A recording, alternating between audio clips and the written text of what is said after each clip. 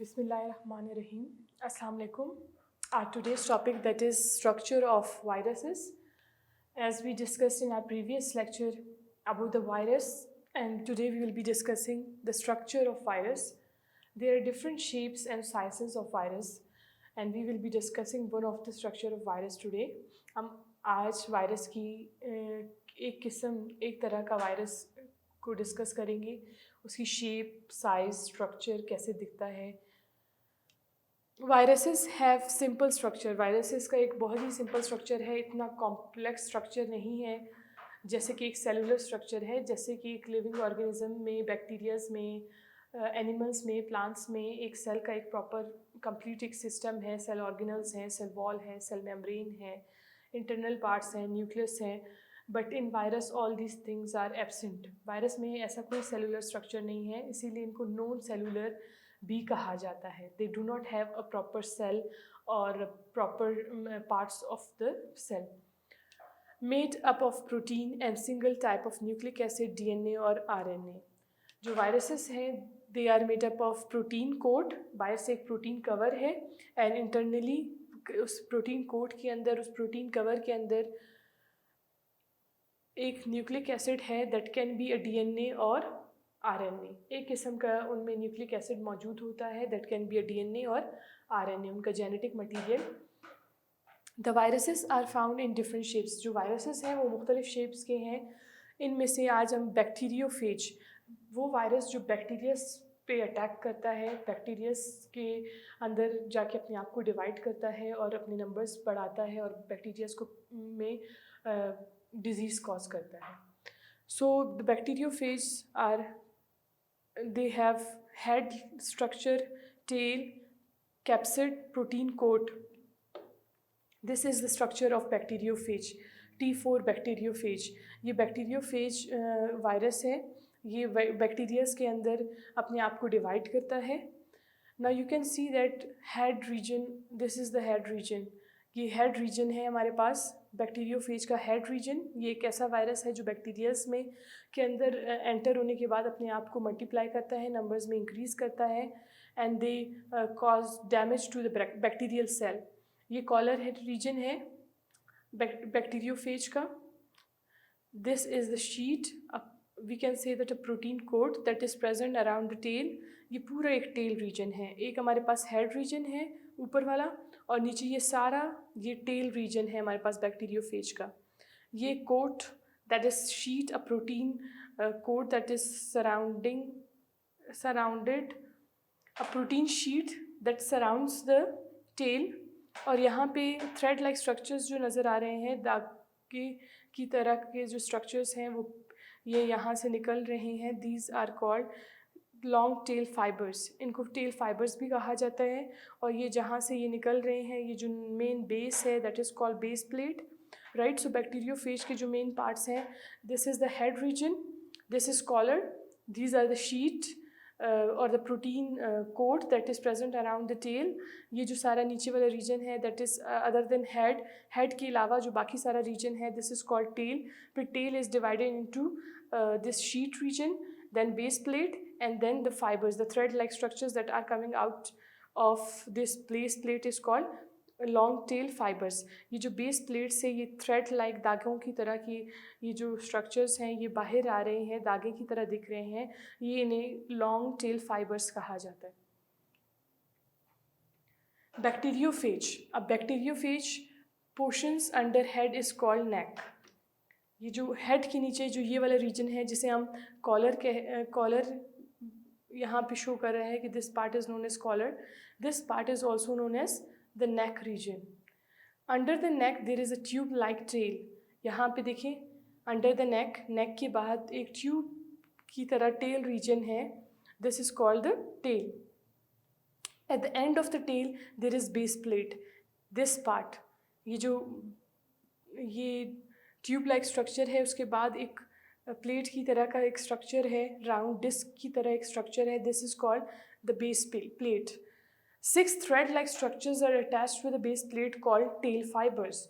अब टेल, यहाँ पे हमारे पास बेस प्लेट के बाद 1 2 3 4 5 6 लॉन्ग थ्रेड लाइक धागों की तरह का जो स्ट्रक्चर्स हैं, जो वायर्स की तरह ये बाहर निकल रहे हैं बेस प्लेट से, दीज स्ट्रक्चर्स और these parts of bacteriophage is called the tail fibers. ये जो parts हैं, ये जो structures हैं, जो thread like structures हैं, इनको tail fibers कहा जाता है. At the lower side of the base plate there are pin like structures called tail pins. ठीक है, these parts are called the tail pins. The end part of the long tail fiber is called the tail plates pins. फिर हमारे पास position of virus in 5 kingdom system. As we discussed in our previous lecture as well, that viruses are still in between the living and no living organisms. अभी तक ये decide नहीं हुआ कि virus एक non living thing है या virus एक लिविंग थिंग है, बिकॉज कुछ ऐसे करेक्टरिस्टिक्स हैं जिससे वो लिविंग थिंग्स की तरह दिखते हैं और कुछ ऐसे इनके करेक्टरिस्टिक्स हैं, खसूसियात हैं, जिसकी वजह से हम इनको नॉन लिविंग थिंग्स कहते हैं. मतलब नॉन लिविंग थिंग्स की तरह के भी कुछ इनके फीचर्स हैं और कुछ इनमें जो चीज़ें हैं, जो खसूसियात हैं, वो लिविंग थिंग्स की तरह हैं, जिसकी वजह से अभी तक ये कन्फ्यूजन है एक कि ईदर दे आर लिविंग और non living things. Viruses are microbes. Viruses micro organisms हैं जो कि सिर्फ अंडर माइक्रोस्कोप जिन्हें हम देख सकते हैं, वैसे नेकेड आइज से हम वायरसेस को नहीं देख सकते because of they are very small size.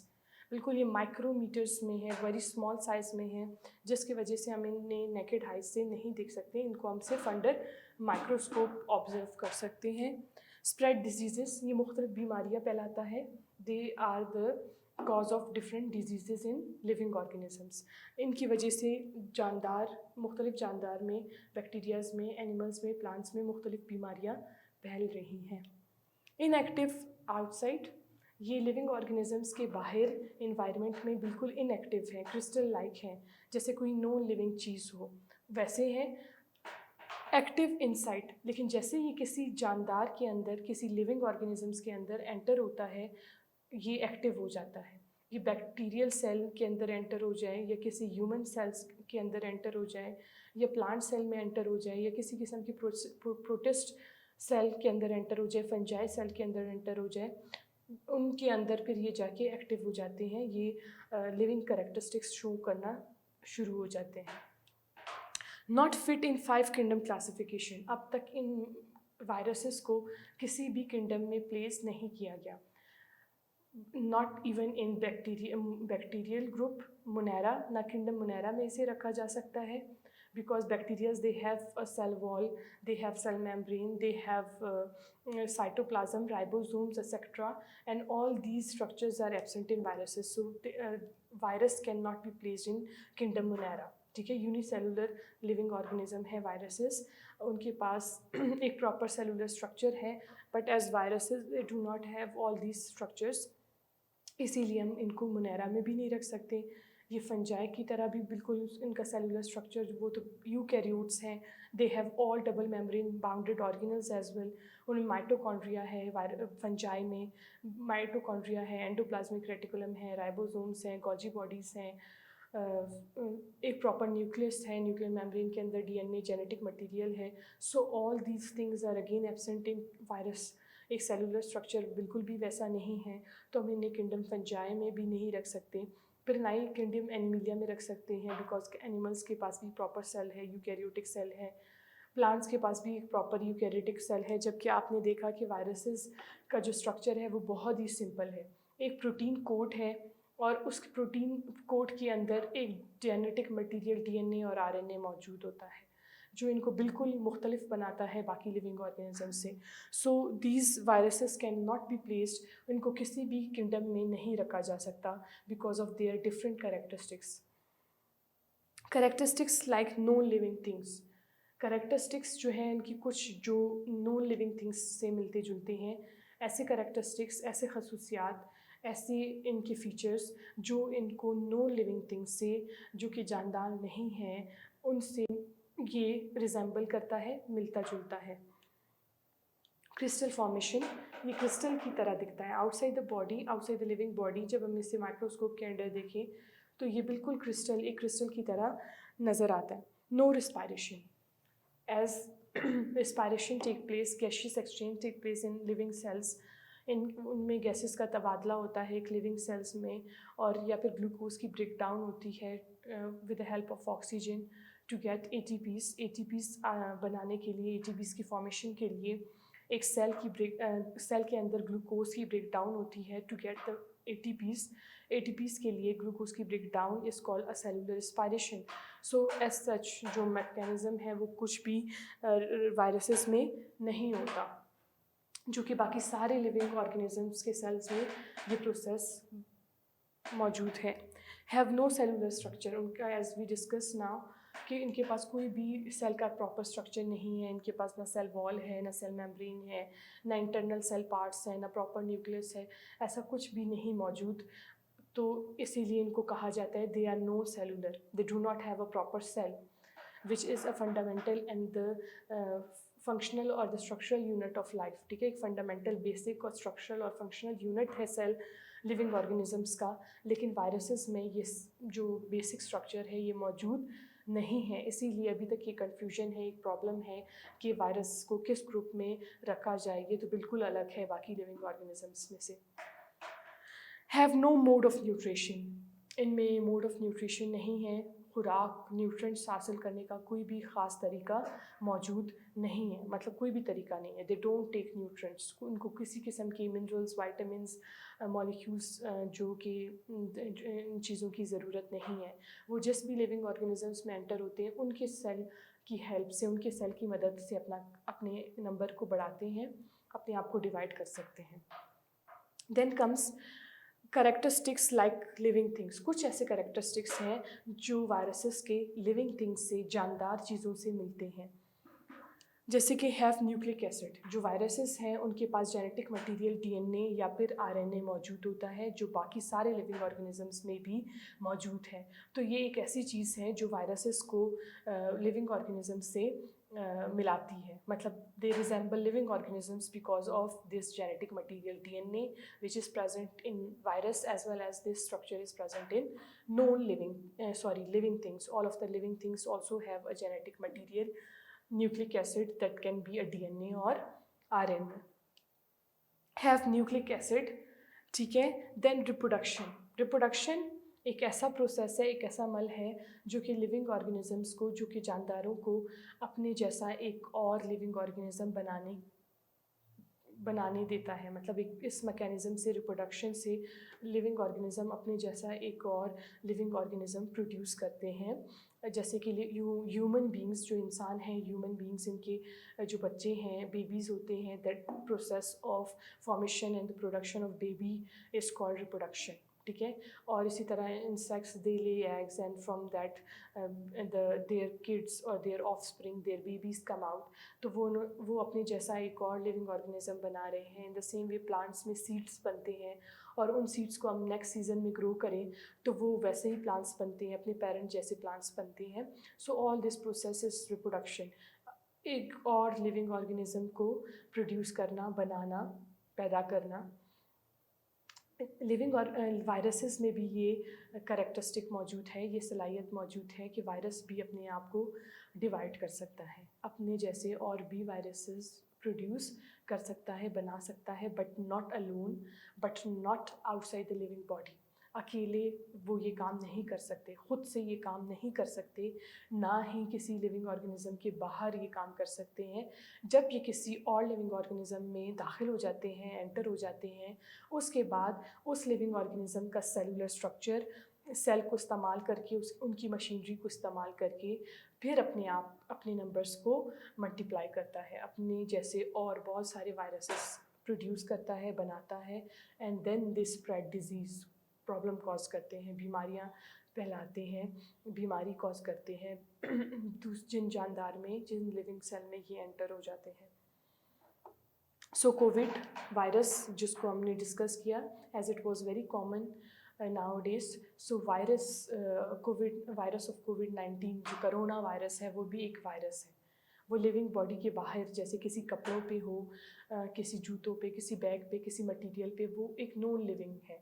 Living characteristics सलाहियत नहीं रखता। वो ना अपने आप को डिवाइड कर सकता है, ना कोई प्रॉब्लम कॉज कर सकता है, ना ही वो जो है एक पूरा एक प्रॉपर सेलुलर स्ट्रक्चर रखता है। जब वो किसी जानदार किसी लिविंग बॉडी में एंटर हो जाता है, जैसे कि corona virus is human disease causing virus, वो इंसानों में बीमारियां पैदा करने वाला वायरस है, इंसानों को बीमार करने वाला वायरस है। तो ये जो वायरस है, जब ये लिविंग सेल में एक इंसान के सेल में एंटर होता है, उसके बाद ये अपने आप को डिवाइड कर सकता है, अपनी तादाद बढ़ा सकता है उसके बाद ये प्रॉब्लम क्रिएट करता है।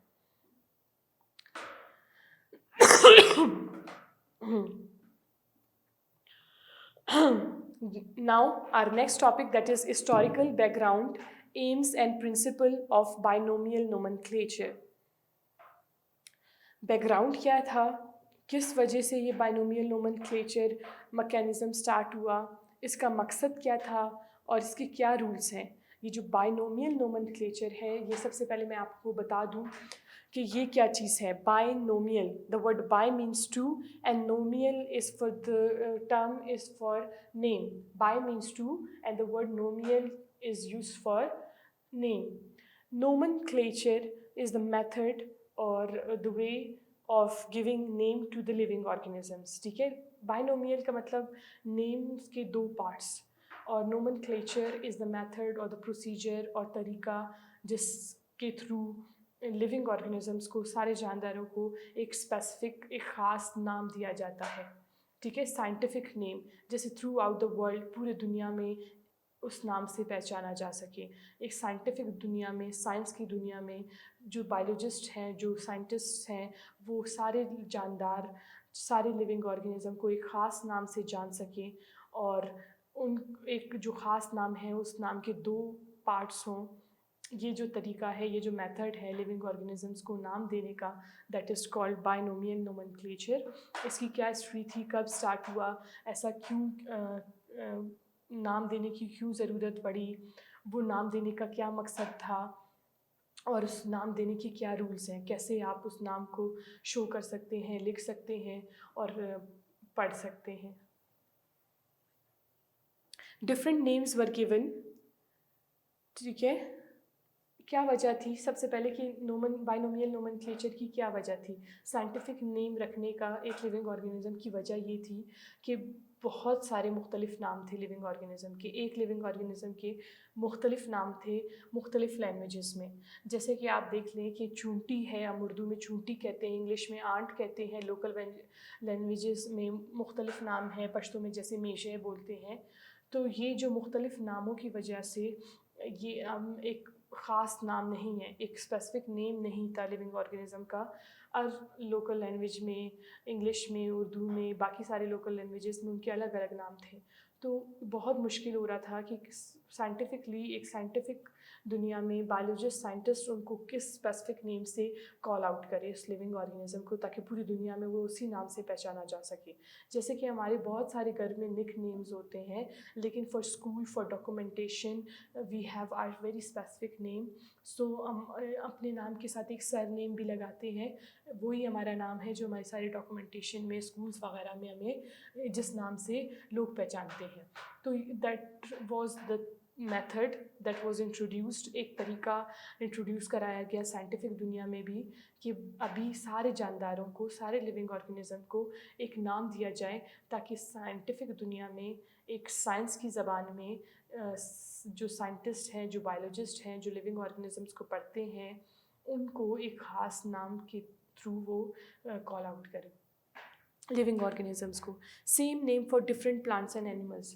और एक और प्रॉब्लम ये भी थी कि समटाइम्स एक ही नाम था मुख्तलिफ लिविंग ऑर्गेनिजम्स का। अभी ये समझ नहीं आ रहा था कि किस चीज़ की बात हो रही है, ठीक है, क्योंकि वो नाम एक से ज़्यादा लिविंग ऑर्गेनिजम्स का था। तो इसीलिए भी ये एक स्पेसिफिक नेम, एक ख़ास नाम, एक बंदे के लिए ख़ास नाम रखना, या एक लिविंग ऑर्गेनिज्म के लिए ख़ास नाम होना बहुत ज़रूरी था, ताकि उसे पहचाना जा सके, उसकी एक अपनी पहचान हो। तो इसीलिए साइंटिफिक वर्ल्ड में उसे एक ख़ास नाम देने के लिए एक मेथड इंट्रोड्यूस कराया गया। Carolus Linnaeus in 1753 suggested about binomial nomenclature. जो कार्लस था, उन्होंने सजेस्ट किया इन 1753 के लिविंग ऑर्गेनिज्म को एक ख़ास नाम दिया जाए और उस नाम के दो पार्ट्स हों, बाइनोमियल जिसे कहा जाता है, means the name should consist of two parts. जैसे कि हमारा एक नाम है और हमारा एक सर नेम है, so we also have two parts of our name. सो इसी तरह जैसे कि मेरा नाम मेरे नाम के दो पार्ट्स हैं, जिसमें एक मेरा नेम है and then I have my surname Salma Durrani. So Salma is my name and Durrani is my sir name.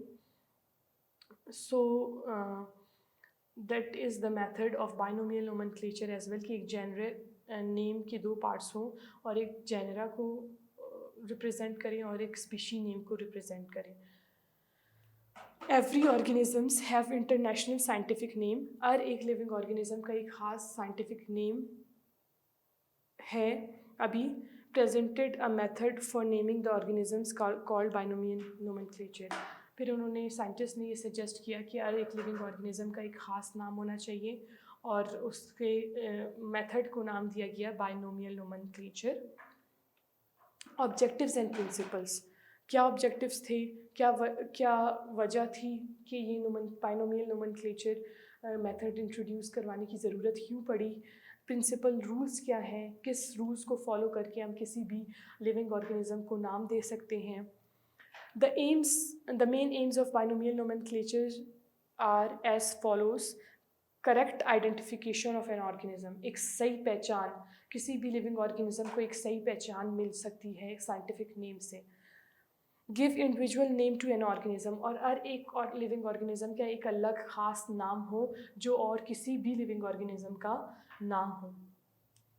The name of organism should be recognised internationally, और ऐसा नाम जो पूरी दुनिया में लोग उस नाम से उस लिविंग ऑर्गेनिज्म को पहचान सकें। There should be no confusion between the similar names of organism, और कोई भी ऐसी कन्फ्यूजन ना हो कि मिलते जुलते लिविंग ऑर्गेनिज्म का या मिलते जुलते लिविंग ऑर्गेनिज्म को हम एक नाम से पुकारें या एक ही नाम से मुख्तलिफ लिविंग ऑर्गेनिज्म को पुकारें।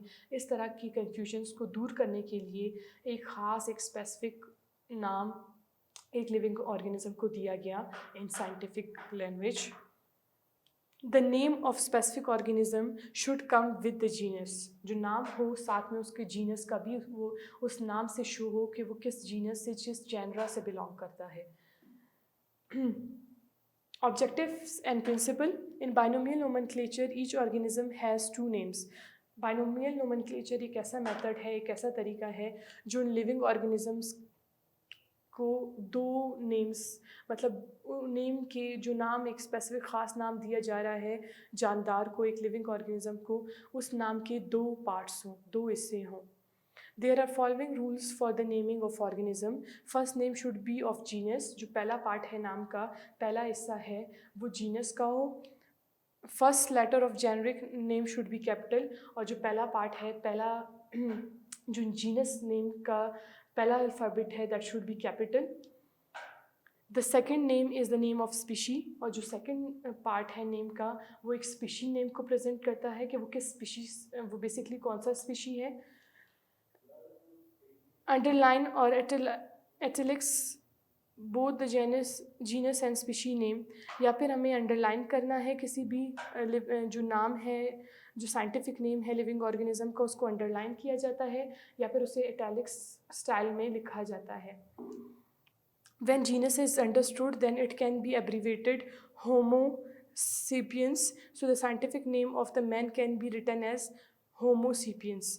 ठीक है, जब देखें कंप्लीट फॉर्म में होमो कंप्लीट स्पेलिंग के साथ लिखा गया है, HOMO देन सीपियंस लिखा गया है, लेकिन अगर इस नाम को बार बार लोग पहचानते हैं और एक ही जगह बार बार यूज़ होता है तो इसको शॉर्ट फॉर्म में, एब्रीवेटेड फॉर्म में H.sapiens भी लिखा जा सकता है।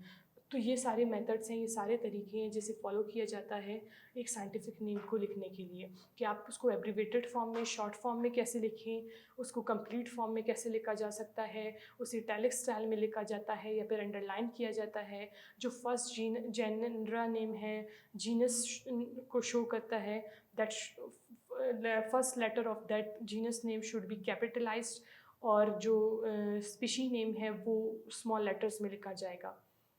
These are the rules, these are the methods that should one follow while using the scientific name, while writing the scientific name. और मज़ीद जब आगे आप कोई एक नई लिविंग ऑर्गेनिज्म को आइडेंटिफाई करते हैं तो इस तरह इन रूल्स के अकॉर्डिंग साइंटिफिकली लिविंग ऑर्गेनिज्म को नाम दिया जा सकता है। इम्पॉर्टेंस ऑफ बाइनोमियल नोमेनक्लेचर, क्या इम्पॉर्टेंस है कि क्यों ज़रूरी है एक साइंटिफिक नाम देना, एक लिविंग ऑर्गेनिज्म को क्यों ज़रूरी है।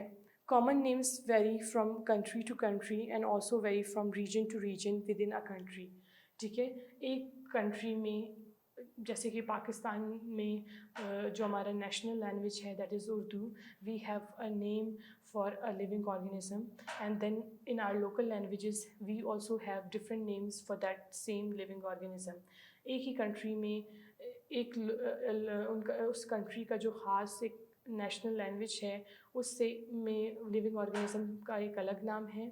उसके बाद उसी कंट्री की लोकल लैंग्वेजेस में उस लिविंग ऑर्गेनिज्म को अलग अलग नाम से पुकारा जाता है।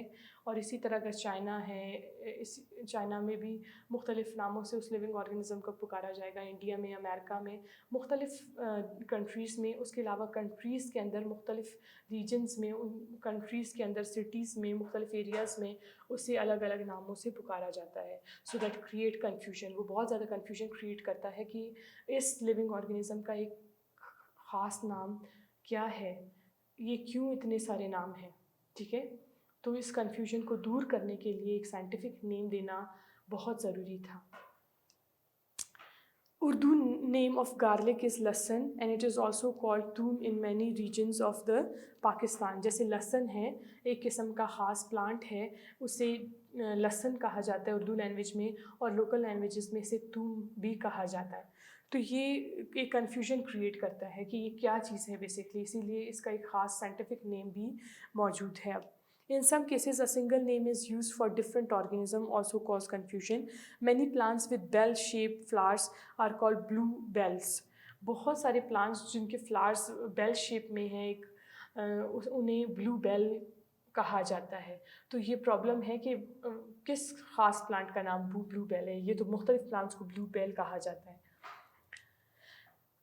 The binomial nomenclature indicates the generic relationship of a particular species. The common cat, Felis domestica, and lion, Felis leo, have same genus Felis।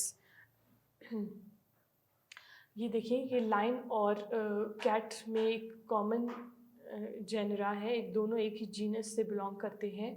तो इनका साइंटिफिक नेम शो करता है कि both of them they are of from same genus, they have same genus, they are from same genre। so इनकी names दोनों cats का जो scientific name है और लाइन का जो साइंटिफिक नेम है, they all both of them they have their genus name first, which indicates the relationship of both of the living organisms। so that was the end of our this topic।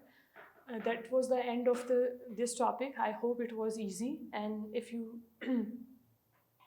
this was the end of this topic। I hope it was easy। Allah Hafiz।